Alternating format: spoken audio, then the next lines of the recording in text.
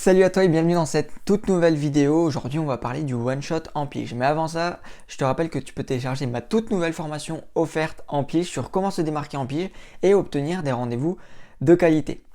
Pour ça, rien de plus simple, tu as juste à cliquer sur le lien qui se trouve ci-dessous, juste en dessous de la vidéo. Moi si tu ne me connais pas, je m'appelle Adrien, je suis le fondateur de Domine ton secteur, une entreprise qui a pour but et objectif de propulser la nouvelle ère de conseiller en immobilier. Donc maintenant parlons du one shot en pige, le fameux one shot. J'échange avec des dizaines de professionnels de l'immobilier où on parle énormément de pige et ils me disent qu'ils utilisent la pige en utilisant le téléphone et ils appellent le propriétaire vendeur une seule fois et si à l'issue de cet appel ils n'obtiennent pas de rendez-vous, ils arrêtent le suivi.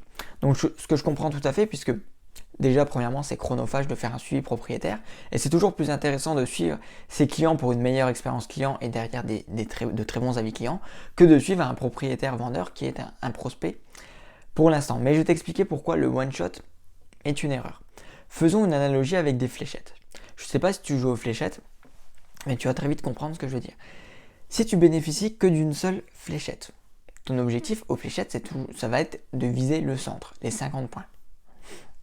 Donc si tu bénéficies que d'une seule fléchette, tu vas avoir qu'une seule chance de viser les 50 points. Donc soit tu vises le point rouge du premier coup, et dans ce cas tu as de la chance, soit tu vises autour. C'est pareil avec le propriétaire vendeur. Si tu mets en place qu'un seul point de contact avec lui, donc un appel par exemple, eh bien deux options, soit tu obtiens le rendez-vous du premier coup. Est-ce que ça va être un rendez-vous qualifié? Ça, on ne sait pas. Soit tu n'obtiens pas le rendez-vous, dans ce cas-là, tu arrêtes le suivi. Et moi, je pense que c'est une erreur. Et moi, je vais te conseiller vraiment de suivre ton propriétaire vendeur. Repartons sur les fléchettes. Là, tu n'as plus une fléchette, mais tu as 10 fléchettes. Si tu lances les 10 fléchettes, ton pourcentage de chance de viser les 50 points, le centre, va considérablement augmenter que si tu bénéficies que d'une seule fléchette. Voilà. Donc c'est pareil avec un propriétaire vendeur. Si tu mets en place plusieurs points de contact avec ce propriétaire vendeur, et ton pourcentage de chance d'obtenir un rendez-vous avec lui va être considérablement supérieur à si tu mettais en place qu'un seul point de contact, en fin de compte. Il faut aussi que tu prennes en compte que chaque non te rapproche d'un oui. Et même au-delà de ça, tu dois prendre en compte la courbe de décision et d'émotion du propriétaire vendeur qui est liée à l'effet Dunning-Kruger. Et pour te conforter dans l'idée que tu dois suivre le propriétaire vendeur, je vais te donner 2 chiffres. 43% des propriétaires accepteront le rendez-vous s'ils sont suivis. Donc ton suivi va être hyper important. 50% des rendez-vous vont découler de ton suivi.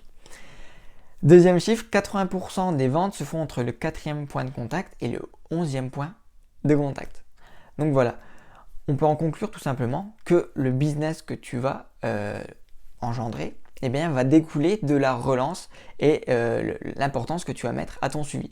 Donc pour ça, si tu souhaites faire un suivi optimal, je t'invite à faire par exemple un tableur Excel, tout simplement. Et dans ce tableur Excel, tu as toutes les relances et tous les points de contact que tu dois mettre en place avec un propriétaire vendeur. Comme ça, tu as juste à suivre une méthodologie très simple et appliquer cette méthodologie. Donc si tu as des questions, n'hésite pas à les poser en commentaire. Et si tu as apprécié cette vidéo, je t'invite à t'abonner et à liker. Je te remercie d'avoir écouté cette vidéo et je te dis à très vite. Ciao, ciao.